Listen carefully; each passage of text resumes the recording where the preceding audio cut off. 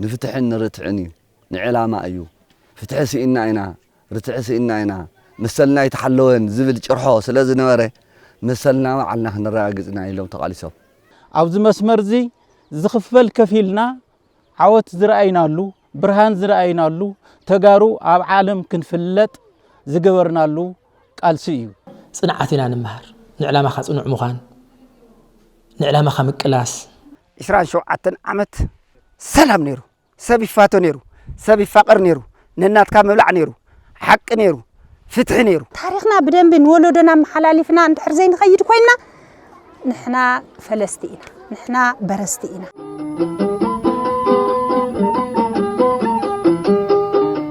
كبرتات لكاتيتن اتزنبر جغننتن اتزنبر لمعتن انا اسكا كالي تامر كسرح ايكال احسا مهدر تاريخيو مهدر قدلي يخون بالكلنا حدا هي مسكر قوام مسكر اذا حاولت زي كبرتاتنا نمقاب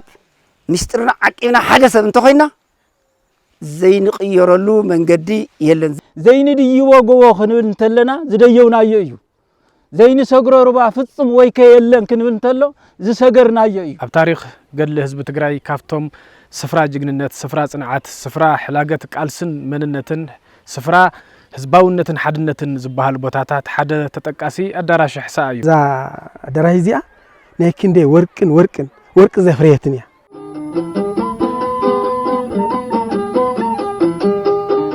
እዛ አዳራሽ እዚ እምኒ ኢልኩም ከይተሓስብዎ እምኒ ኣይኮነን ደም ናይ ሓትና እዩ ዓጽሚ ናይ ሓትና እዩ ዝሕዝን ይሄ ኩነታት ክንውድሆ እንተኮይና ጥምረት ሓድነት ውልቀ خስብን ውልቀ ደልየታትን አራያታትና እንተ ተቃሊስና ክንሓልፎ ንኽእልና انت الورانا يدق صلاي انت ناي عد دخنت حيل تتطميرو حدنت انت هل يطرح تمكيتو ناب لمعتن ناب حدنت ناب سلام نيزوص حدنت يولو ايخ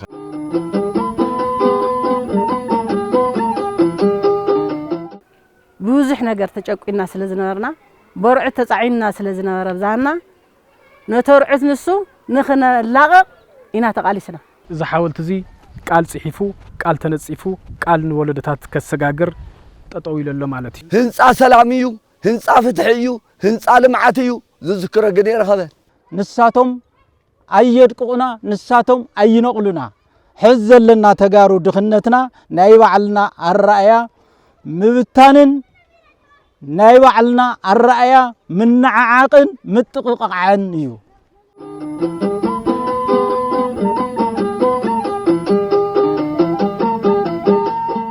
ورح لكاتيت معخن تاريخ ورح قالسن جغننتن فلق صنعات بخرا جغننتن عوتن ورحي حدنتن حزباونتن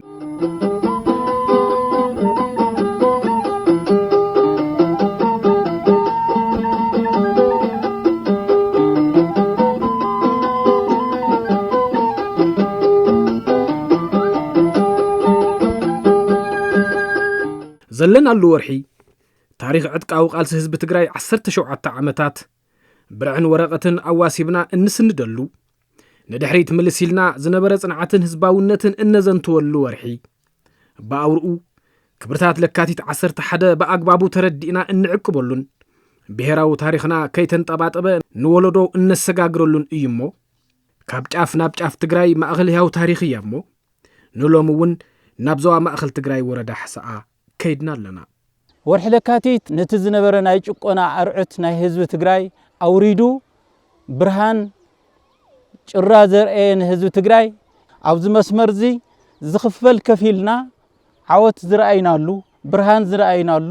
ተጋሩ አብ ዓለም ክንፍለጥ ዝገበርናሉ ቃልሲ እዩ ወርሒ ለካቲት ንመላእ ማሕበረሰብ ትግራይ ንኣዴታት ንኣቦታት ንህፃናት ወርቃዊት ዕለትና እያ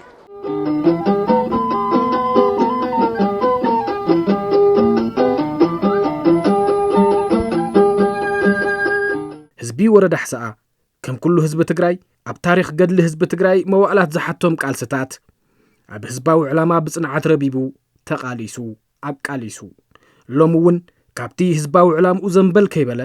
ማዕኸን ክብርታት ለካቲት 11 ኮይኑ ይቕጽል ኣሎ ብፍላይ ንሕና ደቂ ኣንስትዮ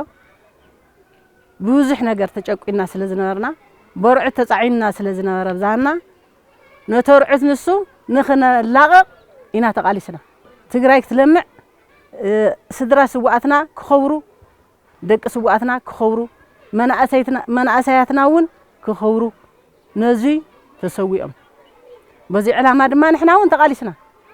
ካብ 83 ክሳብ 80 ክሳብ 2012 ዝነበረ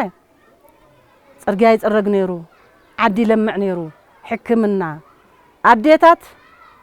ኣደ ህይወት እንዳሃበት ህይወት ክስእን የብላን ተባሂሉ ኣምቡላንሳት ተመዲበን ኣዶ ወሊዳ ንገዛኣ ትምለሰሉ እዋን ነይሩ ብኣምቡላንስ ካብ 2012 ክሳብ ሕጂ ዘሎ ግን ኣምቡላንሳት እውን ጸላእ ወሲድዎን እዩ ትካላት ዓንዮም እዮም ተን ትካላት ንሶም ኣዶ ሓሪሳ ብኣምቡላንስ ከይትኸይድ ትካል ፈሪሱ ተን ኣምቡላንስ ጸላእ ወሲድዎን ካብ ዝተደሪኹ ኣዶ ኣብ ሓደጋ እንጠልጢላን እያ ንፍትሕን ንርትዕን እዩ ንዕላማ እዩ ፍትሒ ስኢና ኢና ርትዕ ስኢና ኢና መሰልና ይተሓለወን ዝብል ጭርሖ ስለ ዝነበረ መሰልና ባዕልና ክንረጋግጽና ኢሎም ተቓሊሶም መሰል ህዝብናን መሰልናን ባዕልና ተቓሊስና ክንረጋግጽና ኢሎም ተቓሊሶም ብኡ መሰረት ድማ ተቓሊሶም ትመስዋዕት እውን ተኸፊሉ ተዓወት እውን ተረኺቡ እዩ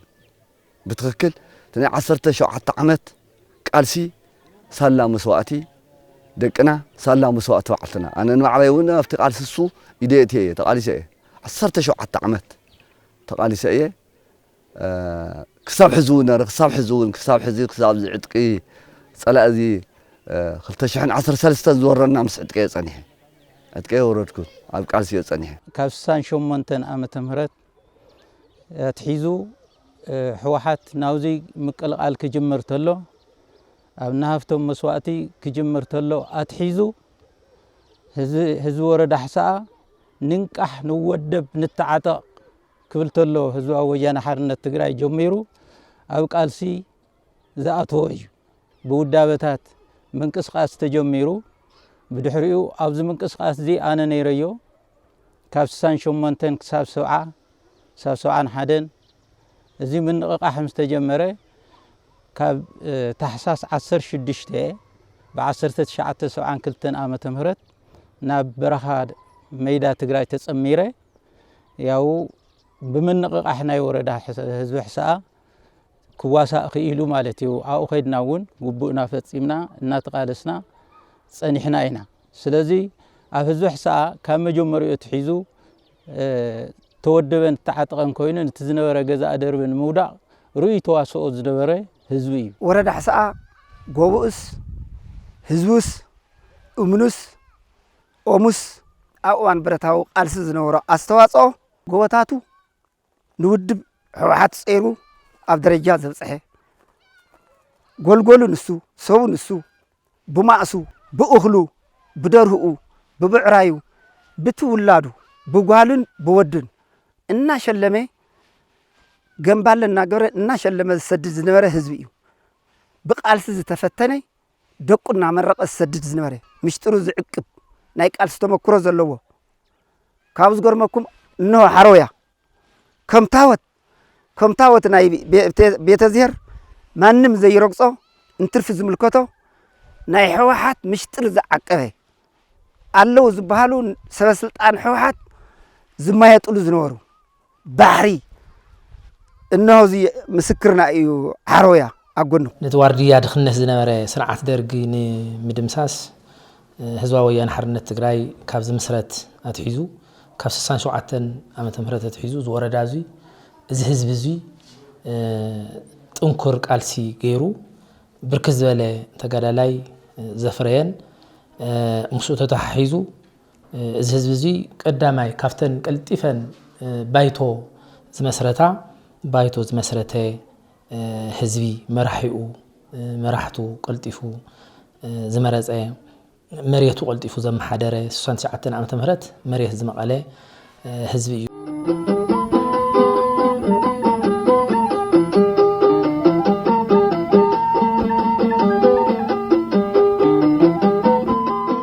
ኣሕሳኣ ማሕደር ታሪክ ጅግንነትን ዓወትን እምኒ ገልቢጥካ ታሪክ ትረክብ ጎብኡ መይድኡ ሽንጥሩኡን ኣኽራናቱን ታሪክ ሓዚኡ ንወለደታት ከሰጋግር ዝጽበ ዘሎ ሕያው ምስክር እዩ ኣዳራሽ ሃፍቶም መቃብር ፈላማይ ስውእ ተጋዳላይ ሃፍቶም በላይን መዋፈሪ ውድብ ህዝባዊ ወያነ ሓርነት ትግራይ ዝነበረ ሓረውያን ካብ ሕላገት ቃልሲ ህዝቢ ትግራይ ተጠቀስቱ እዮም ኩሉ ቦታታቱ ናይ መቃለሲ መዋፈርታት ናይ መቃለሲ ታሪኻት ኣብ ናይ ህዝቢ ሕሳኣ እማናት እናተጻሓፉ ናይ ውድብ ሕወሓት መስመራዊ ዝነግሩ እናኾነ እዩ ጸኒሑ ሕዝውን ዘሎ እዩ ማንም እምነት ናይ ህዝቢ ሕሳኣ ክሳዕ ሕዚ ዘይተለቀቀ ብማንም ዘይተመንጠለ ህዝቢ እዩ ዝኸበርኩም ተመልከትና ኣብ ወረዳ ሕሳኣ ኢና ንርከብ እቲ ዘለናሉ ቦታ ኣዳራሽ ሕሳኣ እዩ ኣብ ታሪክ ገድሊ ህዝቢ ትግራይ ካፍቶም ስፍራ ጅግንነት ስፍራ ጽንዓት ስፍራ ሕላገት ቃልስን መንነትን ስፍራ ህዝባውነትን ሓድነትን ዝበሃል ቦታታት ሓደ ተጠቃሲ ኣዳራሽ ሕሳኣ እዩ ማለት እዩ ኣብዚ ኣዳራሽ እዚ ጽንዓት ኣሎ ዕላማ ኣሎ ቃል ኣሎ ህዝባውነት ኣሎ ዘዳራሽ እዚ ሕሳኣ ባራ ይባሃል ናይ ሕሳኣ ባራ እዩ ዘዳራሽ እዚ ባራ ሕሳኣ ተጠርኒፉ ኣብ እዋን ቃልሲ ዝሰርሖ እዩ ብማዕገሩ ይሰርሕዎ እቲ እምኒ እዚ ብማዕገሩ ሓንቲ መጓዓዝያ ዝበሃል ኣይነበረን ብዕላማ ግን ንሂሩ እናጨረሐት ህዝቢ ደቂ ኣንስትዮ ብሕቆየን ተሸኪመን እዚ እምኒ እዚ የምፅአኖ ትመንሰይ ተጠርኒፉ እዩ ብጥርናፉ ይሰርሕዎ ተሓረስታይ ተጠርኒፉ እዩ ብሓረስታይ ተጠርኒፍዎ በብመዓልቱን በቢ ሰዓትን እናዋደዱ እቶም ሽዑ ዝነበሩ ጠንከራታት መራሕቲ ህዝቢ ክቲቶም ይመስርሖሞ ንምንታይ ተሰርሑ ናይ ጀጋኑ ቅርሲ ኸውን እዚ ኣዳራሽ እዚ ትሪኦ ዘለኻ ዝርያ መለሽ ብምሉኡ ህዝቢ እናመልአ ብምሉኡ መንእሰይ እናመልአ ካብዚ እናዘለለ ባንዴራ ኣብቲ ትከል ክስዋዕ እየ ምእንቲ ዓደይ እናበለ እናጨርሐት መንእሰይ ባንዴራ እናተቐበለ እናተለሃየ እዩ ተጋዲሉ እዚ ናይ መጋደሊ መቃለሲ ኣዳራሽ እዩ ዕላማ ዝሓዘ እዩ ተቃሊሰ ደመ የፍሲሰ ዕላማ ከምፅየ እንዳለት መንእሰይ ካብዚ ኣዳራሽ ካብዚ ደረጃ እንዳጎየና ባንዴራ እናተመንጠለ እንዳወሰዱ እንዳጨርሑ ኸይዶም ተጋዲሎም ዕላማ ህዝቢ ትግራይ ናይ ኩሉ ህዝቢ ኢኻ ናይ ሓደ ክልተ ኣይኮነን ኣብዚ ታሪኻዊ ኣዳራሽ እዚ ኮይንና እንትንዛረብ ኣነ እንተይተሰርሐ ተጋዲለ ብድሕረይ ህዝቢ ሕሳኣ ዝሰርሖ ኣዳራሽ እዩ እዚ ሓደ ተኣምር እዩ እዚ ከባቢ እዚ ካብ ኩሉ ካብ ሸሓግነ ካብ መዝብር ካብ ይሓ ኩሉ ተኣኻኺቡ ከም ሓደ ውዳበ ዓሲሉ ዝሰርሖ ኣዳራሽ እዚ ተኣምር እዩ ኩሉ በዓል ታሪኽ እዩ እዚ ኣዳራሽ እዚ ኩሎም መድሕር ሕርቲ ብቃልሲ ውፅዓት ዓነውቲ ዝብል ጽሑፍ ዘለዎ እዩ ናይ ንሃፍቶም ጥራሕ ዘይኮነስ ናይ ንሃፍቶም ፍሉጥ እዩ ካብኡ ወፃእ ኩሎም ሽንጥረታትና እውን ግን ተዳህሲሶም ክትረኽበሎም እትኽእል ጽሑፋት ኣለዎም ህፃውንቲ ቆልዑ ትምህርቲ ይነበረን ኣብዚ ዓዲ ኣብ እምኒ ኣብ ጭጎኖ ኣብ ሰራው ይጽሓፍ ነይሩ ትግራይ ክትዕወት እያ ቃልስና ካብ ገጠር ናብ ከተማ እዩ ቃልስና ነዊሕን መሪርን እዩ ክንዕወት ኢና ይብል ህፃን ቆልዓ ሲሉ ይጭርሕ ዓብይ ይጭርሕ ሓያል ውድባብ እምነት ዝነበረ ህዝቢ ሕሳኣ ፍሉይ ናይ ቃልሲ ማዕበል ዝነበረ ህዝቢ ሕሳኣ ደቁ ባዕሉ ኣብ ገዛ እናተማየጠ ጓልን ወድን ካብ ገዛ እናውፅአ ዝሰድድ ዝነበረ ህዝቢ ብኡ መጠን እውን እቲ ዝተደለየ ታርጌት ተወቂዑ እዩ ከም ዝሎም ከይኮነ ከምዚ ዝኒሄና እዩ ከይኮነ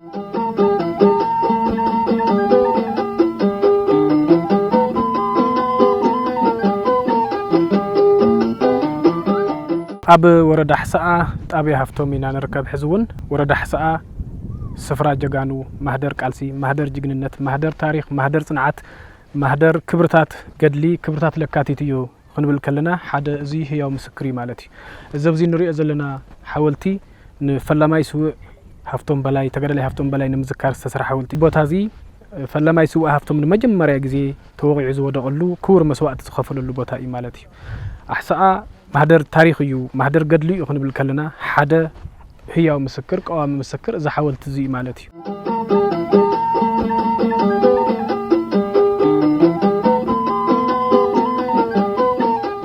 ሃፍቶም ኣብዚኣ ተወቂዑ ግን መቃብሩ ኣብዛ ቤተ ክርስቲያን እዚኣ ትርከብ ብ1968 ለካቲት 30 ኣፍታፍቲያ ኒሃ ጥረር ክርስትና ነይራ እንዳሃለና በዚያ መፅኦም ኣበይ ገረሂዳን ገብርሄ ዝበሃሉ ዓብይ ሰብኣይ ጅብሃ ዝበሃለው ኤርትራ ኣለሞ ንሶም ከይኾኑ ክጥይቆም ኢሎም ከዓ ተስዮም ኣብዚኣ መፅኦም ህዝባዊ ወያነ ሓርነት ትግራይ ንበሃል ተጋሪእና ደደብ ዝነበርና ኢና ናብ ቃልሲ ኣቲና ኢሎሞ ተመሊሶም ናብኣ መፅኦም ከምዚ ኢሎም ንኢሎም ድራር ሒዞም መፅኦም ናብዚኣ ንሶም እውን ምስኡ ተሰዊኦም ዝኒሄና ኣሎ መቃብር ሃርበኛ ስውእ ተጋዳላይ ካሕሳይ በላይ ወይ ሃፍቶም በላይ መቃብር ማለት እዩ ካብ በረኻታት ትግራይ በዚ ብደደቢት ገይሮም ነዘ መፅኦም ብዕለት 29/1968 ኣብዚ ጨርቃማ ይበሃል ነይሩ ዝበታ እዚ ኣብዛ ዝሪኦኹማ ሓወልቲ ዘለዎ ኣብኡ ናይ ደርጊ ባንዳታት ካብ ሕሳኣ ይሓልፈለው ኢሎም ብምምፃእ ኣብኡ ኩናት ብምግጣም መጀመርያ ስውእ ካሕሳይ በላይ ወይ ሃፍቶም ምስ ኣበይ ገረኺዳን ገብርሄት ብሓደ ቲኦም እንጀራ እንትምፁ ኣብዚ ዓባይ እብን ነይራ ኣበይ ቀሺ ኺዳነ ዝበሃል ነይሮም ካልኦት ዓበይቲ ስሒቡ ባዕሉ ነቶም ሓይልታት ብኻሊእ ቦታ ቀሚጡ ኣብዚኣ ንሕና ትርጉምና ዕላማና እዚ እዩ ህዝባዊ ወያነ ሓርነት ትግራይ ኢና ንበሃል ኢሉ ኣብዚኣ ንቀሺ ኺዳነ ብዙሓት ዓበይቲ ዓዲ ኣብዚ ኣላልዮም ካብዚ ተላልዮም ንድራር ኢሎም ኣዋፂኦም ከድርዎም ምስ ሓሰቡ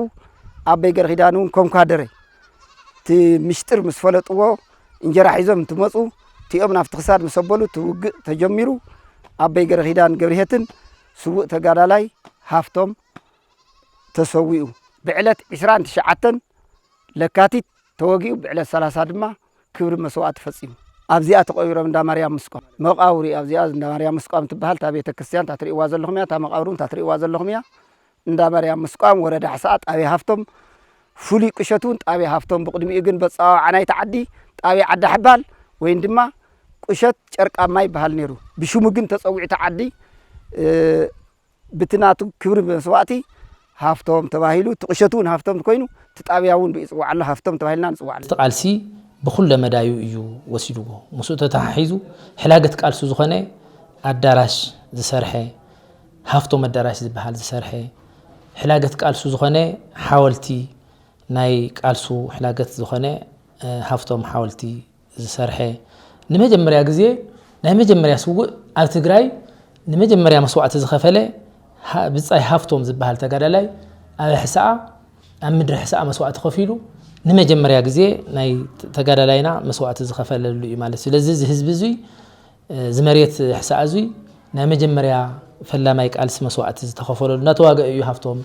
ተሰዊኡ ስለዚ ናይ ቃልሲ ናይ ጀግንነት ዓዱ ምዃኑ ናይ መጀመርያ ስውእ ተጋዳላይ ሃፍቶም እውን ኣብ መሬት ሕሳኣ ከም ተሰውአ ነዚ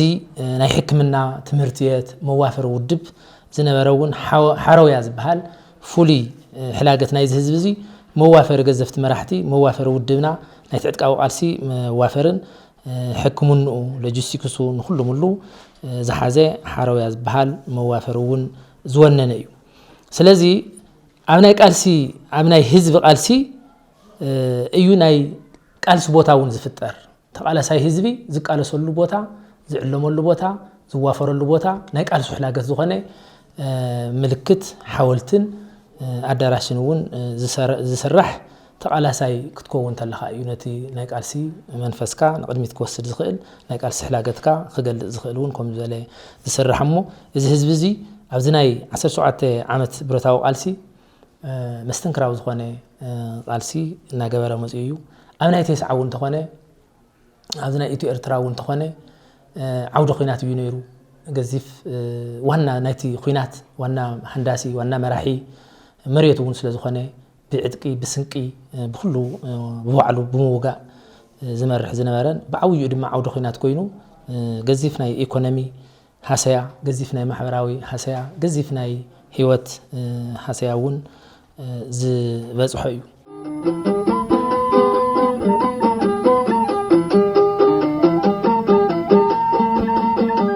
ታሪክ ጉዕዞ ህዝባዊ ወያነ ሓርነት ትግራይን ህዝቢ ትግራይን እንትድህሰስ ጽንዓት ዕላማ ምሽጥር ምዕቃብ ብኣውሩኡ ድማ ድልድል ውዳበን ሓድነትን ንረክብ ህዝቢ ወረዳ ሕሳእውን ኣካል እዚ ወርቃዊ ታሪክ ወለደታት ትግራይ እዩ እቲ ሽዑ ዝነበረ ሓድነትን እቲ ሽዑ ዝነበረ ጽንዓትን ትብዓትን ኣነ ክስዋዕ እንስኻ ጽናሕ ተባሂሉ ዝነበርናሉ እዩ ዝነበረ ዘይኮነስ ዝነበርናሉ እቲ ሕዚ ዘሎ ራእያታትና ንጎኒ ገዲፈ ናይ ሽዑ ዝነበረ ተኣምር ሕዝውን ከምቲ ዝበልክዎ የትም ግዜ ክኽየነሉን ክትረኸሉን ትጽዊት ዘለኒ ሰብ እዩ ዋላ እዚ ጀኖሳይድ እውን ይብለካ ኣለኹ ብዙ ብዓድፍታው ብሕሳብ በቲኾም ንዓድዋ ተሓሲቡ ዝነበረ ህዝቢ ሕሳብ ኣይሕለፎን ሚሊሻ ሕሳብ ኣይሕለፎን መኪቱ ምሕላፍ ምስ ከልኦ ግን ብዓድዋ ተዘዊሩ ብራማ ብሓድሽ ዓዲ ገይሩ ብዕዳጋ ሓሙስ ገይሩ ንዓድዋ ኸይዱ بزي أوكي مثلا صلاي بزي أو مثلا بعلاقة روعون بمزور تقول كلا أي مثلا كله حدنت نيرو مشتر معقاب نيرو حبير كام موجا حبير كام كلاس نيرو زيرو زيرو بحسها بدرجة نايك قدم مسواته بدرجة نايك قدم قلقالته عتحيالات ملشان نيرو مزي مع تحنانات كثرتات نيرو مزي عدي قوبو قولو هزبو تاريخ استحنقت هزبي بوتاي تناي 9 خوينات تطو مسبلون تخونه كساب زحز خساب زي نايس انت ورار سالساي ورار كساب زي مص اي كويناتي سلام كوينو اتملشانا بتحدا ايدو برت بتحدا ايدو عرف حيزو منواورنا مرح زنبره ابطعم تصقيمو تقرقيرو زنورل خنتات ايو نيرو እዚ ሁሉ ሓሊፉ ኣኡና ሃለወ እንደገና 2013 ናይ ጽንተት ወራር ናይ ጄኖሳይድ ወራር ተኸፊትሉ እዚ እውን ተኾነ ኣብ ዓዲ ፍታው ዝበሃል ዓውደ ኩናት ኮይኑ እዩ ጸላኢ ታፍቶም ልፍንታውያን ሓይልታት ከኣትው ኢሎም ተወዲኡ እቲ ምልሻና እቲ ወያናይና ተወዲኡ ተኸላኺሉ መሊስዎም እዩ ሙሱ ተታሒዙ እውን ጽንሒሉ ክሳድ ቆረጻ ዝበሃል ከባቢ እውን ከምኡ ጸላኢ ከኣትሉ ተወዲኡ ወያናይና ተኸላኺልዎ እዩ ትግራይ ሙሉእ ኣብ ትሕቲ ናይ ጽንተት ወረርቲ ሓይሊ ክትወድቕ እንተላ ሕሳኣን ሓደ ወርሒ ዝኣክል ወያናይና ተቆጻጺሩ ካብ ናይ ምንም ናይ ጄኖሳይደር ልፍንታውያን ሓይልታት ከይኣተው ዝጸንሕሉ ኩነታት እዩ ነይሩ ማለት ስለዚ ካብ መጀመሪኡ ካብ 67 ካብ ምስረታ ህዝባዊ ወያነ ሓርነት ትግራይ ኣትሒዙ ክሳብ ዝናይ ሕዚ ናይ ጽንተት ወራር ክሳብ ውዕል ፕሪቶሪያ ዝፍጸም ህዝቡ መንእሰዩ ወያናዩ ሰጢሙ ፈተኽ ደበለ ኣብ ዕላምኡ ኮይኑ ጸረ ወረርቲ ጸረ ጸላእቱ ናተቃለሰ ዝመጸ ጠንካራ ወያናይ ተቃላሳይ ጽኑዕ ሓቦኛ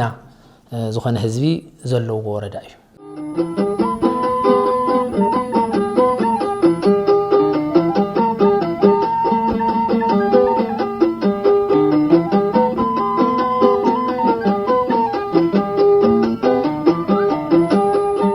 بطمع دم جغانو استصحفه بخبار هيوت دق حزب تግራይ استسرحو مستنكراو جغننتاتن زتحافسو عوتاتن اب كرسه مدرون لعل مريتون حقيفو ግን ድማ ዛጊድ ናብ ጸጋ ቱሪዝም ትግራይ ዘይወዓሉ ጸጋታት እንትንዕዘብ ከም ደቅ ትግራይ ንታሪኽናን ክብርታትናን እንህቦ ትርጉምን ቆላሕታን ኣብ ሕቶ ዝእቱ ሓጓፍና ኩሉ ዓቢሉ የሪእና ንኽንራባረብ ድማ ይቕስቅሰና እንዲያም ዛ ደራሂዚያ ናይ ክንዴ ወርቅ ዘፍርየትን እያ ንዓርሳ ወርቅ እያ ወርቅ ጉናይ ኣፍሪያ እያ ወርቅ ክሉ ማዓት ጀጋኑ ማለት እዩ ማዓት ዘፍርየት እያ ማለት እዩ እዚኣስ ወርቃዊትን ኣዳራሽ ትበሃል ዛዳራሽ እዚኣ ክንዴ ኣሽሓት ጀጋኑ ዘፍርየት ማለት እዩ ሓደ ምልክት ዝሓጺናዊ ውዳቤ ዘዳራሽ እዩ ካልእት እውን ከምኡ እዩ ክንደይ ጀጋኑ ተሰለፍሉ ገሊኦም ተመለስሉ ገሊኦም ግቦም ፈጺሞም ዝተሰወሉ እዮም እዚ ሓደ ካብኦም መስተንክር መረዳእታ ናይ ህዝቢ ትግራይ መሰለፊ ዝነበረ ነቲ ዝነበረ ገዛ ደርቢ ንምውዳቕ ተዋሂሉ መእከቢው ኢቭን ስጋዕ ሕዚ ዝውደበሉ ጸገሙ ዝዝትየሉ ተቀራሪቡ ዝማኸረሉ ስለ ድሕንነቱ ስለ ህይወቱ እዩ ስለዚ በዓል አዛ አዳራሽ እዚኣ ካፍቶም ናይ ታሪኽ ናይ ማህደረ ስዋኣት ናይ ህልዋት መረዳእታ እያ ካብዛ አዳራሽ እዚ ብዙሕ መንእሰይ ናብ ቃልሲ ገንፊሉ ብዙሕ መንእሰይ ተሰሊፉ ብዙሕ መንእሰይ እውን መስዋዕት ተኸፊሉ ማለት እዩ ስለዚ ነዚ እውን እዩ እዚ ስፍራ ጅግንነት እዚ ማህደር ቃልስን ታሪኽን ህዝቢ ትግራይ ዝኾነ አዳራሽ እዚ ታሪኽ ተጋሩ ታሪኽ ህዝቢ ትግራይ እዩ ታሪኽ ወለደታት እዩ ወለደታት እዚ ታሪኽ እዚ ክስንድዎ ክዕቅብዎ ናብ ረብሓ ከብዕልዎ ክካናኸንዎ ናብ ልምዓት ክሰጋገር ኩሉ በጻሓ ዓዲ መጺኡ እቶት ትግራይ ፍልፍል ጸጋ ቱሪዝም ትግራይ ክኸውን እንድሕር ደኣ ኮይኑ ግን መንግስቲ ሰብ ሃፍቲ ትኹረት ገይሮም እንተልሚዖሞን ተሰኒዶሞን ተዓቂቦሞን ማለት እዩ እዚ አዳራሽ እዚ ከምቲ ንሪኦ ዘለና ከምቲ ንዕዘቦ ዘለና ፈራሪሲ እዩ ዘሎ ከምኡዲ ክኸውን ነይርዎ ክንብል ከለና ኣብ ክብርታትናን ኣብ ስፍራ ጅግንነትናን ኣብ ማህደር ቃልስናን ማህደር ታሪኽናን ዘለና ተሓዛ ከም ተጋሩ ድሑር ምዃኑ ከም ተጋሩ ገና ዘይተዓቀበ ዘይተሰነደ ናብ ልምዓት ዘይተሰጋገረ ታሪኽ ከም ዘለና ዘመላኽት እዩ ማለት እዩ ስለዚ ሕዚ እውን ኣይመሸየን ሕዚ እውን ኣይረፈደን ከመ ሕሳእ አዳራሽ ዝበሉ ታሪኻዊ ስፍራታት ማህደር ቃልስን ማህደር ታሪኽን ዝኾኑ ቦታታት ሓወልትታት እዚኦም ክዕቀቡ ክለምዑ ሓለዋ ክግበረሎም ክንክን ክግበረሎም ታሪኽ ገድሊ ትግራይ ታሪኽ ዕጥቃዊ ቃልሲ ኮይኖም ንወለደታት ክሰጋገሩ እንድሕር ኮይኖም ኩሉ ዝምልከቶ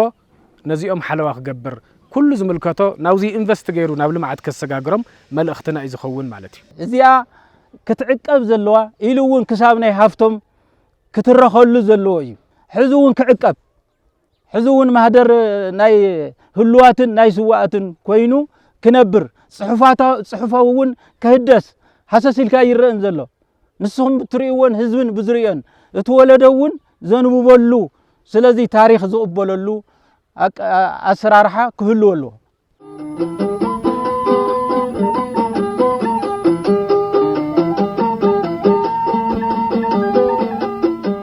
ናይ 17 ቃልሲ ብዙሕ መስዋዕቲ ተኸፊልዎ እዩ ብዙሕ መከራ ተረኺብዎ እዩ ግን ተዓዊትና ኢና ሕወሓት ተዓዊቱ እዩ ትግራይ ተዓዊቱ እዩ መሰለ ረጋጊጹ መሰል ካልእ ብሄራትን ብሄረሰባትን ናይ ኢትዮጵያ ምሉእ እውን ክረጋገጽ ገይሩ እዩ ብትክክል ኢህአደግ መስሪቱ بمداي لمعت وناب لمعت مسينا نرنا ناب لمعت مسينا نرنا لمعت كنسرح مش جمرنا انديا وإثيوبيا عملوا أنا أذكره إثيوبيا عملوا أفتحت نيرة ناب لعلى ديبا ناب كلا درجة أساسية درجة ديبا بمن بناحي واحد مررها كما أمنت أباي كال منجست زي دفرع يهدك ملس دفيرو ختكدب تجرا عايت ملت بسوء تقاطيمو توم طلع مات تግራይ ጠሊሞም يهدك مس فرسه أباي وانتو قارص حزت المعتون يله ناب طرنات أتي إثيوبيا خمسين عند قلص نحن حزين شران شو عتن عمت سلام نيرو سبي فاتو نيرو سبي فقر نيرو ننات كام مبلع نيرو حق نيرو فتح نيرو سلا مسواتي تجارو سلا دق حزبي نعم مسرة المعت أتيو على حصير غزي براخ جمير نيرو سلطان نهزي توهيو سلطانو بعد تطعم هزي بما بزمرت أمدا تمحدرة برهارنا نرانا ولا تأكل ما يصبح ولا هافت دهنت ما ينسى نشتج راجل رينا نرانا وفيلنا مرحتنا مرتنا مرحتنا نقفنا ورينا بزدلنا تمحدرنا نرانا نزي عزقولو خلف لف بيلهم انت كنا تقند زحزننا بسرو بلاتي سمعتون توم تجارو نعاتهم نادقهم مستوم طلعتي زمخرون زحدهم دلو على حزني بسرو تجار نخيم زيهم تجار الكالي صواع أب حنت صحي 4 جزا زتقاصلو ليو مالتي مسمر عبد الفتاح 4 جزا أب حد صحي زتقاصلو له بركز زبل حزب تسوقلو أب جزا نهالو ملء سدرا بحوز تقاصلو له وردايو سلازي خمتنا تجراي ناي تفلالي خابتات ناي تجراي قفع زبصحو زي زيون حيال قفع يوصحو حيال صنتت يوصحو كل نجارو انسسو بقربا تزريفنيا ناوتو تقاطيلو يو تسديدو يو تفناقيلو يو كم تزلك زلخو دما بطعمي ጫፍ ዝበጽሐ ጭካነ ድማ ስድራ ከም ስድራ ኣብ ሓደ ገዛ ትገዛ እንድሕሪት ቆሊፎም ክርቢት እትዮም አቃጽኢሎም ዝቀተልዎም ብግፍዑውን አለው ብርክት ዝበላ አዴታትና አሓትና ደቀንስትዮውን ጾታዊ ጥቃት በጽሕወን እዩ አካላዊ ማሕሰይቲ ስነልቦናዊ ሓሰያ በጽሕ እዩ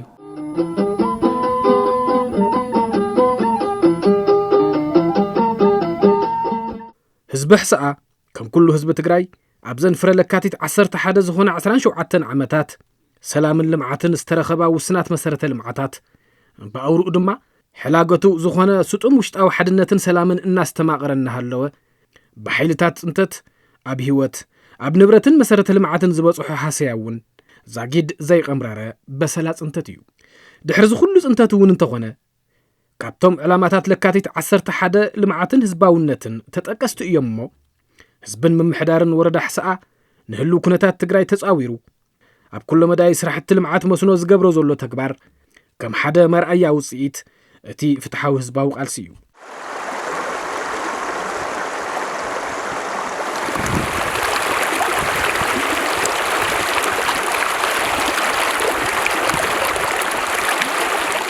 ብዛዕባ ልምዓት ጻዕዳ ሽጉርቲ ኣሎ ዘርኢ ሽጉርቲ ኣሎ ቀይሕ ማንጎ ኣሎ ኣራንሺ ኣሎ እዙይ ነልምዕ ኣለና ማይ ብጣዕሚ ብዙ ካብ ትፈርስ 3 ዓመት ኣገራኒቶ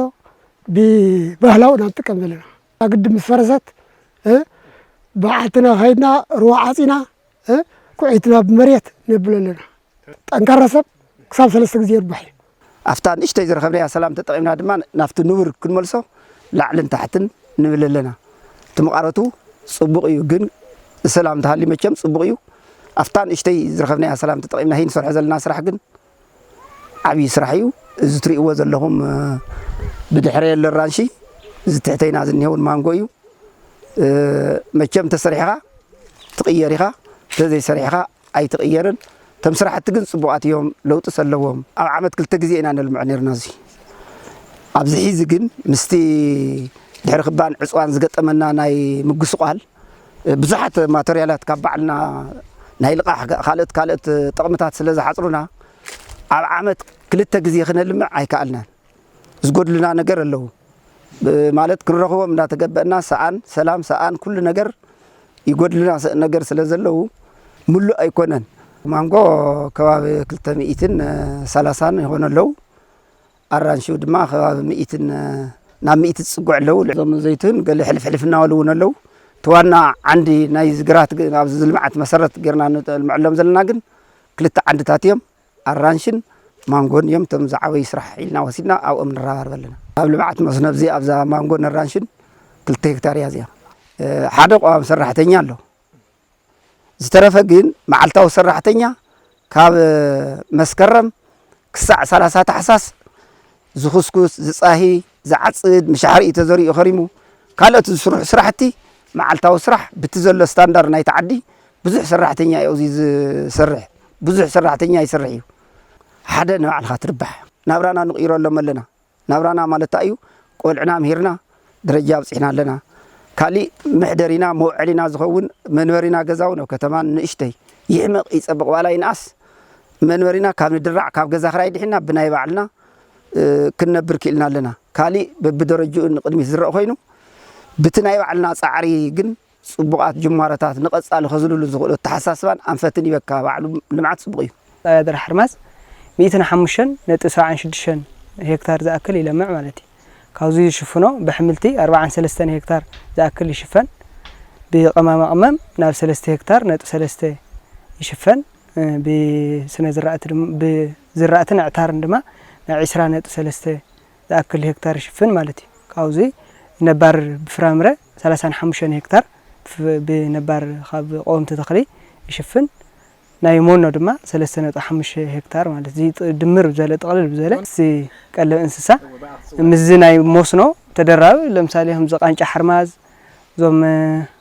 ርጓዓተር ገለ ዝበሃሉ ማለት እዩ እዚ ጥቕልል ብዘለ 105.76 ሄክታር እዩ ዝለምዕ እዚ ጣብያ እዚ ማለት እዩ 482 ዝኣክል ተጠቃሚ ኣለዎ እዚኣ ማለት እዩ 482 ተጠቃሚ ከሉ እንዳሃለወ ካብዚ 286 ዝኣክል ሓረስታ እዩ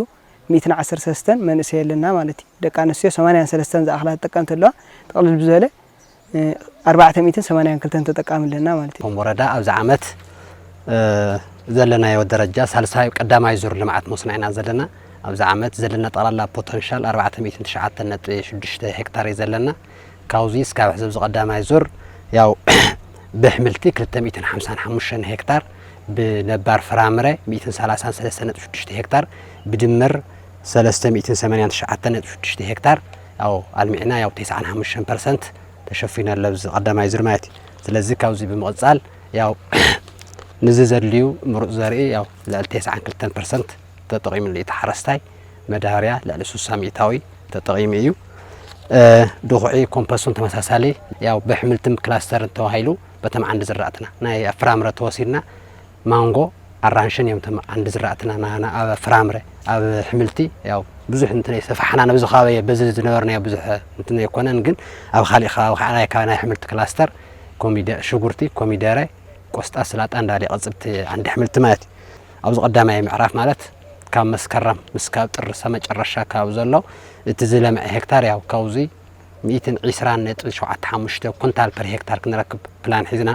ያው ጠቅላላ ካፍቲ ጠቅላላ ዝሓዝና የትልምዓ 36949 ኩንታል ምርቶ ንረክብ ያው ንሰርሕ ለና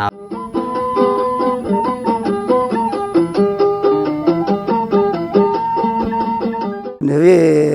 ሓደ 10 ይኮነ ለውዚ ኣብ ተረፎ ካሊ ቦታውን ኣለውኒ زير ግን ትናይ ንህብታ እዩ አማዚያ ጉነት ነው ዋልዶሚና ብዙሓት ነው ዋልድ ንሸጦም እንደገና ዓመትስ ነው ዋልድና ናይ ባዕልና زير ነው አልተና ግን ብናይ ንህርባታ ንዓና بعقمنا ዝጠቅም ነገር ንጥቀመሎሚና ባዕሎም ትምህርቱን መስኦም ስለ ዘለዎ ወርዳና ብሕርሻ ጥራሕ ዘይኮነ በሃፍት እንሳውን ሰፊሕ ፖቴንሻል ዘሎ ወርዳ ማለት እዩ ከም ወርዳ ሃር ከላ ልዕሊ 23389 ከፍቲ لعلي 37310 طيلن لعلي 14310 بقعن بلمعات نبدما سفح لمعات نو كوينو خافتن ناي كلنا ورداتات بوتنشال تبايلن بلمعات كوموديتي فيلج وي كا لمعات عند فريات قشت عند فريات تبايلن كابت حاريا ورداتات حنت خوينا بزمانه اوفو لعلي شحن 555 ابالا اوفو لعلي شحن 960 بدمر 3495 اوفو زلوا وردا ماتي وتت مرتي مع عركر خلنا ابن معمت بخاو زمان افو 300 شومنتن كنتالات مانو 371 كنتالينات المحزنا نرنا خاوزي 300 شومنتن كنتال ترخيو كبالا افو دما 81 كنتال تلمحزنا نرنا خاوزي 6.75 كنتال بدمر 340 كنتال مرت معر ترخيو مالتي حزب ممحدارن بمتحبار دحرو البريتوريا 102 كيلومتر صرغا ايو سريحو ابزي 102 كيلومتر صرغا خسرح انتلو بقلوتو بجنزو يجينا وزياتي كونزل كوميتمنت يو وسيدو ني 300 سدراس وقت اب ختمه عصانا موصع سراح تسريحو اب طابياتات دما ن 570 ناي منبر مطشاتات تعديلو بدمر ن 570 اب قطرنا كتمون ن سدراس وقتنا هاربኛታትና ነውን ናይ ሰለስቱ ምዕራፍ ስድራስ ወقتናን هاربኛታትን ዝኾነውን 870 زاكل سدراس وقنا وسن هاربኛ ዘለዎ መንበሪ ገዛ ክወሃብ ተገይሩ እዩ ካል ተጀሚር ዝነበረ ናይ ተወለድቲ ናይ ጥዕና ጣብያ ሕጽረት ናይ መንበሪ ናይ محكم خلاصات ነይሩ እዩ ተወለድቲ እዚ ወረዳ ኣብ ተፈላለየ ከባቢ ዘለውን ሓደ ገጅፍ ብሎክ ንመዋልዳን ክኸውን ዝኽእል ሰሪሑ ሕዚ ንግልጋሎት ናብ ክፍቲ ዝኾነሉ መንገዲ ተጸጋግዑ እዩ ዝርከብ مسؤ تتحيزو أبز وردا جزيف ناي مبرحة تسقم نيرو حيز خم وردانا خلت أبي أي مبرحة زي بس حنيرو نات أبي بمسح درجة تحبر تسب بعلو قد قاد كعيتو بعلو تخلو قد قاد بعلو خعت إني تفول زخون بعلو إني تخلو من قستي ناي كرم ماتريال حق زنا تابزين عد فتاو ناي 20 كيلومتر أبي هافتومن عد فتاون زبهالات أبيتات كابز ختمة تسحبو ناب عد فتاون ناب هافتومن مبرحتي خيدلو حزي اب هافتوم بصيحلو قصيل دما ناب عد فتاو خيديو 18 كيلومتر نوحات زلوو مسمر زرغخي ناي مبرحتون يكادلو مسو تتحيزو ابز ختمه اب حزاز بحالون لنا ن 400 سبات ناي كلته ترانسفورمر እና ናይ 400 ቆጻሪት 50 ወቀነስ ዘሎ ቆጻሪት እውን ንህበለና ኢና እዚ ከተማ እዚ እውን ናይ 10 ዓመት ዕየት ፕላን ኣይኖረን مس خلل تردادينا بيت مزاجاون وعلى أسيرو ني 10 عامات عيت بلان غيرو زختما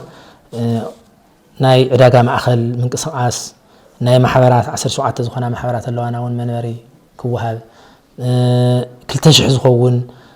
سدرا سوقنا ونزي عامات زي كن نمنوري خنهبيلنا تلمنا نتنقصاصنا عيننا موسوت تحيزو اب مدحن طعنا شفان مدحن طعناون ناي متحيت ጉዳይ ገርና እንወስደለና ሕብረተሰብና ተመጣጣነ ሕክምና ክረክብ እንተኮይኖ መድሕን ጥዕና ሕቆፍ ስለ ዘሎ እዚውን ዋና አጀንዳ ገርና ንኸደለና ተናይ ወፍሪ ዕቀብ ሓመድ ማይንውን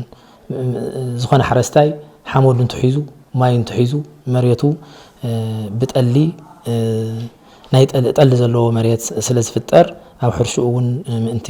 ሕርሻ ከደንፍእ በዚሁ ንኸደለና ብዓውዩ ድማ ሕዚ ዕሪና ንሰርሐሉ ዘለና እዚ ህዝቢ እዚ ምስተንክራዊ ህዝቢ እዩ መርኣያ صنعات يجيل ناب قالسي قبل ما عتون زمرحن ترخيو مرعيا እዩ ልክዕ ከምታ ብጉልበቱ መንገዲ ዝሰርሐ ኣብዚ ኣድማ ሓምለ ኣትሒዙ ናተማያጠሉ ዝፀንሐ ከባቢያዊ ስሪት እውን ጽድቅና ኣለና ከባቢያዊ ስሪት ሰለስተ ይዝል ብኽነት መንሽሮ ኢኮኖሚ ህዝቢ ሕሳዕ ስለ ዝኾነ ብኽነት ንቐንስ ኢሉ ስሪት ተጽዲቁ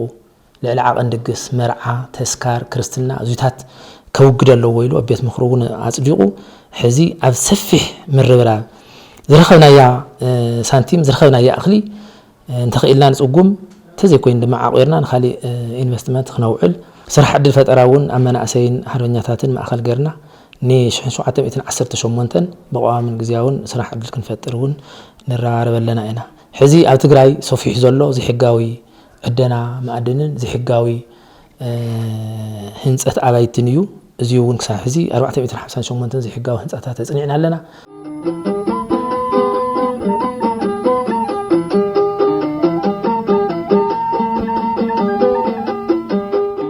ህዝብን ምምሕዳርን ኣብ ልምዓት ዝገብሮ ዘሎ ምንቅስቃስ ዝባራታት ዕኳ እንተኾነ ወረዳ ሕሳኣ ፍልፍል ቱሪዝም ዝኾኑ ታሪኻውን ሃይማኖታውን ቦታታት ሰኣን ዝግድቦም ዓመት ሙሉእ ዝባኽኑ ዓበይቲ ርባታት ገና ዘይተነኽኡ ማዕድናትን ሃፍትታት ተፈጥሮን ሃፍቲ እንስሳን ሒዙ ግን ድማ ዘይለምዐ ወረዳ እዩ ነዚ ድማ መንግስቲ ነቶም ዘይተሰገሩ ጸገማት እዚ ወረዳ ጉብእ ትኹረት ገይሩ ክፈትሐሎም ህዝብን ምምሕዳርን ወረዳ ሕሳኣ ዝጽውዕ ዘለው ናይ سوء جانو تلم تقالسي حتى أم تزاي تمليس حبر السماء خميلو كأمن يغل سلازي كذكر يزال وزوجين يا من قستجن كجبرن زلوا قدبات مسفح فاي قدب زبها ليلنا على حساس 3-4 شكرا منه بس طرف أو كوابي نازلوا سوميان أو وردا نازلوا من محدارن بزجور وناي ما هي مراسي بحزب الناتو عات السراح تزاي كوينو بمنجست زمسات حنت خص حيزي يلا بحسا إيد منجستي على حسا عين مرتين قد يدلي طلفة يدلي كم تنظر هم من شكلامات نايدر حرماس فريسان زلوا شكلامات يدلي كسا حيزي على حسا أي تأتاتون منجستس على حسا هاي سكول يسرحي هاي سكول بحزب تسرحيو عنا بعلوتنا يورد حكمنا بحزبي يسرح له بحزبي وتولد تعدن صرقيا بحزبي كل انت سرحه حنت منجستي أورد حسا كم زي أجرو إيدو أيمبرن حدا ذا قدب كسرح الله يدل كلا ينقر كا أبزي جابين فزركبس إثارواويني أصبح كلا حلا ديره يزبل الله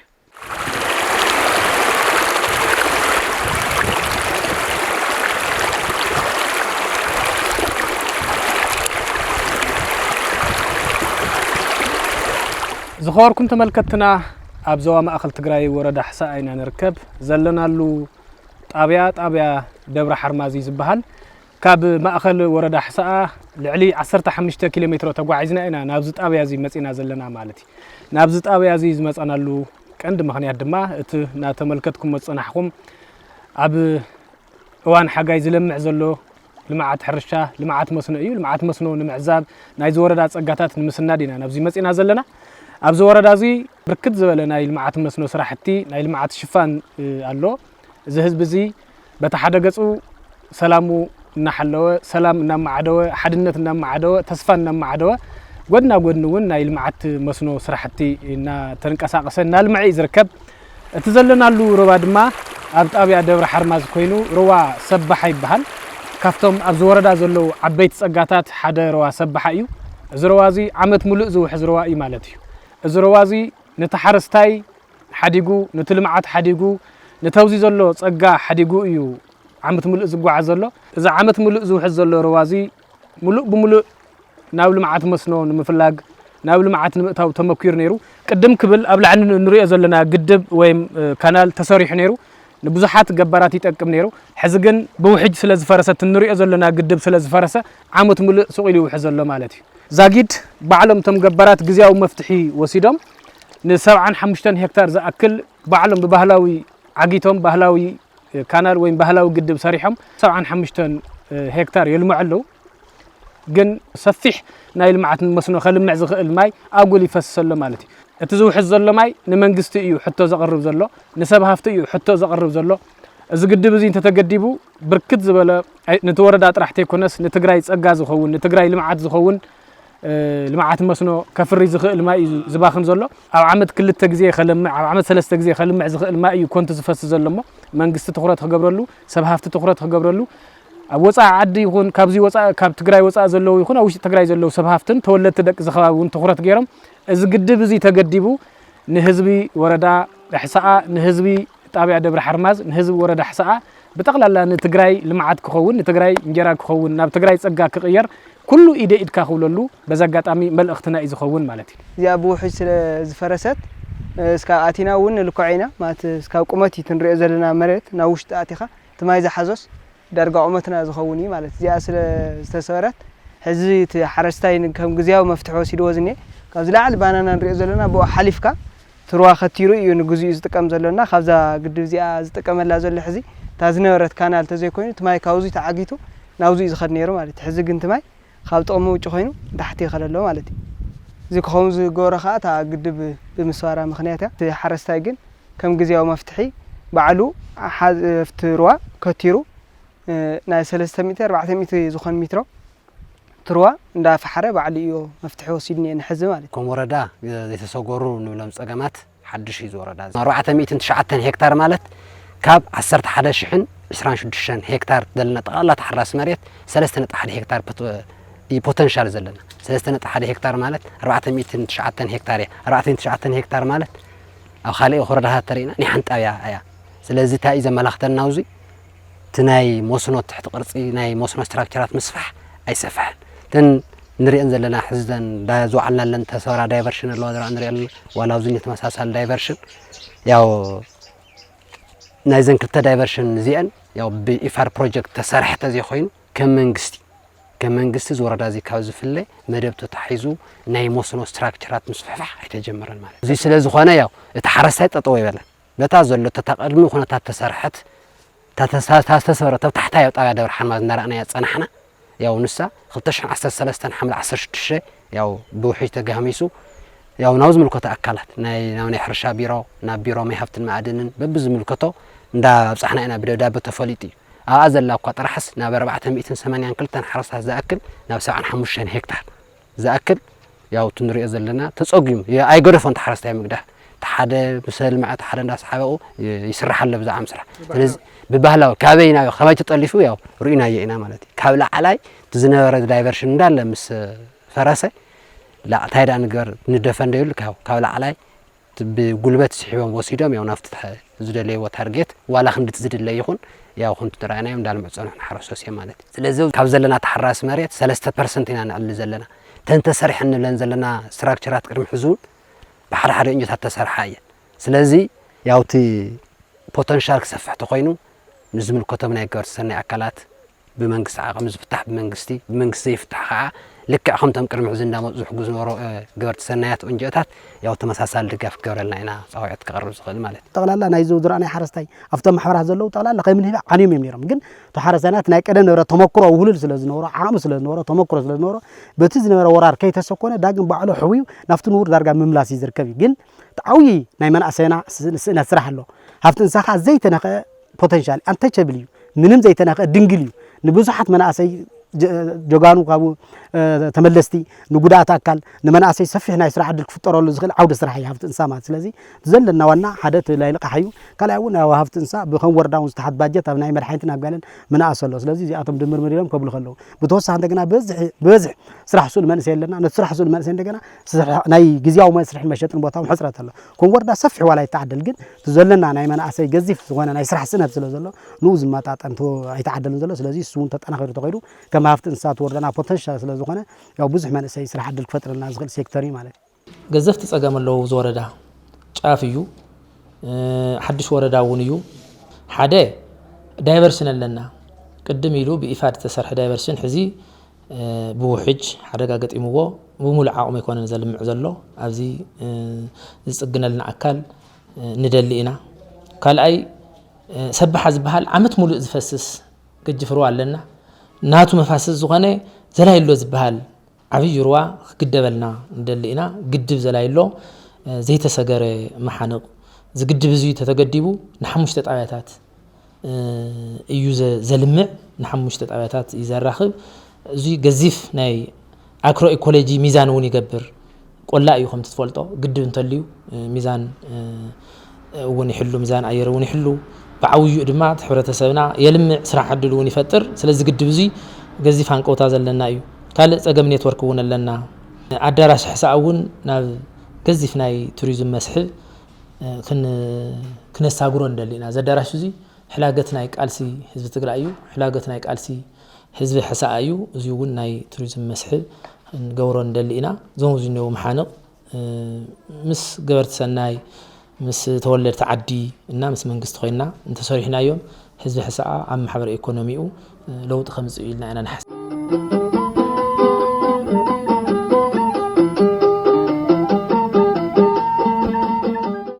እዚ ዝኸውን ክብርታት ለካቲት 11 እንትዕቆብን ናብ ረብሓ እንትቕየሩን እዩ ንምንታይ ሲ እቶም ክብርታት ህዝባውነትን ሓድነትን ዕላማን ጽንዓትን ፍትሕን ማዕርነትን ሰላምን ልምዓትን ዝሓዙ ስለ ዝኾኑ ነዚኦም ደምሲስካን ኣሲስካን እትለምዕን እትቕጽልን ትግራይ ኣይትህልበን ዝብል ርእይቶ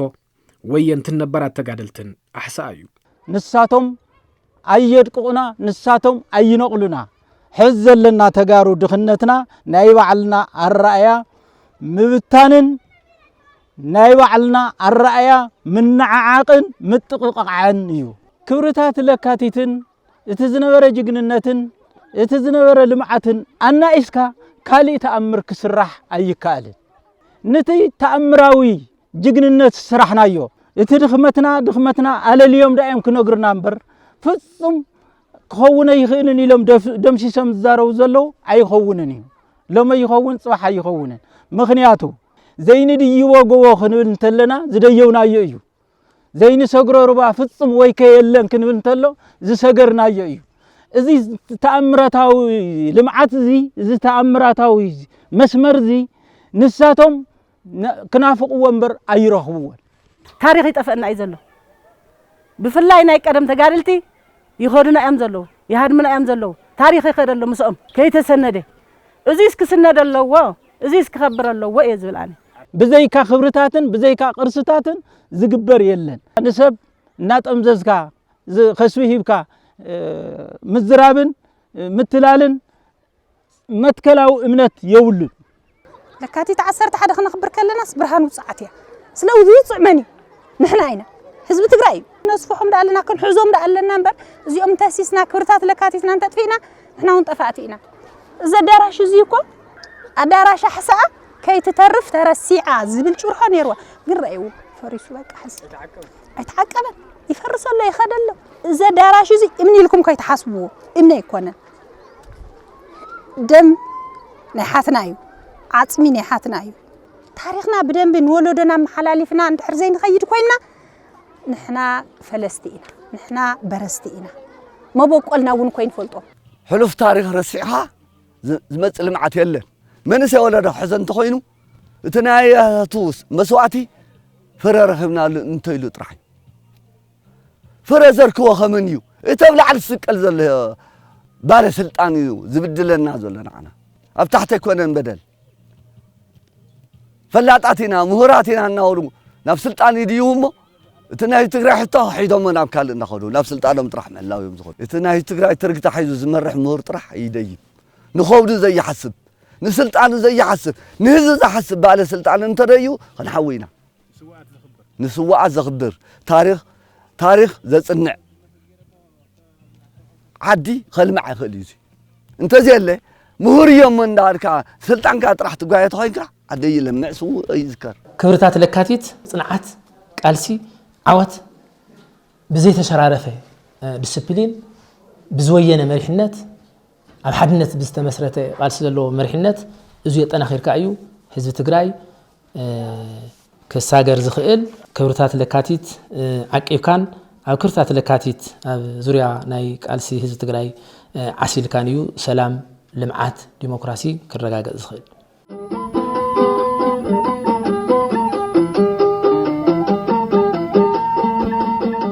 أورد حساء زلو صقامات كفتحو كونه بحفشاء تقراي آتياتو كاب زلا حلقلها صقامات وزيعة ناب زلاق براخن وحس سلامن كتساقاقر اتخقل كبرتات لكاتيت عسر تحاد عقبكا نقدميت مقسقاس كم زخونه يقلس اللو نحدنت كللو إنوين كللو كبرتاتنا عقولهم قرصاتنا بأقباو كتشبط اللهم ميسترنا ون حدا خون اللو اتمم محدار تويعو اتمم محدار قنيعو انت حزبي انت مرحو يمرحيو كاب حلوف تفمكرنا نفلطينا نزي حزن هي خنتات كنوده انت خوينا طمرت حدنت الرأياتاتنا انت استخاخيلنا الرأياتاتنا ولق خسبن ولق دلياتاتن الرأياتاتنا انت تقاليسنا كنحالفو نخلينا من تزي أميديا طرح زي كونس دحري لكا زي كونس أبايتا تقراريبكا الرأيانا حزب فليتكا ناب حادو ودابه كتومصو انت خيلكا ايو حزون حدنت تግራይ بحاده زي تطميرو لمعاتن نا مناورن زباله يمص حسي مغنياتو بتروزنا انا انصلاط نزلنا ان تخفافل بوردا بزوبا بطابيا بخالي وجلتات نافلاليو نعنا خباس زحدر زلو سبات ادب تسغبو تግራይ نافلاليخا نصلاط بترنا هبكا بصلاخو قع مغبار حزب تግራይ ايتغارون ديو نسوي نعنا من قرسانا نسوي حزون بصت حزون غدات حزون سوات نايزيوم قرسن نايزيوم تاريخن حيزا ايا تግራይ كتكون تخيل انت هنا جن اب مرارحه زفطر زلو من نققع اب مرارحه زفطر زلو من نعاق اب مرارحه زفطر زلو مكححد دويلو حانت تግራይ كتكون يقبع نز تاريخ زي قديفكا كالي هنصا كالي اتحساسا منصا مالت نتግራይ معشاو طرح خالي هنصا سلاميو هنصا فتحيو هنصا لمعاتيو زذكر غدير خبه سلوزي منغستي بحضرا نا هيوتو تمليسو اتوم زريو مناسح زي تمرات كديو ندلينا خغرارسو ندلينا ግን ቃል ኪዳንና ህዝቦም ይጥለሙ ቃል ኪዳንና ህዝቦም ይጥለሙ ቃል ኪዳንና ስዋዕትኩም ይጥለሙ ኢላ ሓድራ ዘባለ እዚ አልፍ ለይስል እዚ ሓወልት እዚ ቃል ጽሒፉ ቃል ተነጽፉ ቃል ንወለደታት ከሰጋገር ጠጠው ይለሎ ማለት እዩ ስለዚ ስዋዕትና ዝወደቁሉ ዕላማ ስዋዕትና ጽሒፎም ወዝሓለፉ ቃል ስዋዕትና ሰኒዶም ወዝሓለፉ ቃል ካብ ዝሓወልት እዚ ተበጊስና ናብ ልምዓት ከነሰጋግሮ ንወለደታት ክንስንዶ ناب سفح زبالة نايل معات كوريدر كوينو زخباب خلمع كحساس وقت لمعاتيو كحساس وقت عبيتيو كحساس وقت مزرقح مسرة لمعاتيو توم سدراس وقت انت ذكروا تم قول عنتم مهارو تعدنت تلمعي ما كابز حاولت تبقيسنا حاولتي فلا ما يسوى هفتم تبقيسنا احساء قواقوا تاريخيا احساء مهدر تاريخيا نبل لنا مالتي سلازي احساء قواقوا تاريخ طرح انت يكونتس قواقوا لمعات كتكون اندحر دا اخوينا قال سوقات بتقبار بلمعات انت قهادي زخون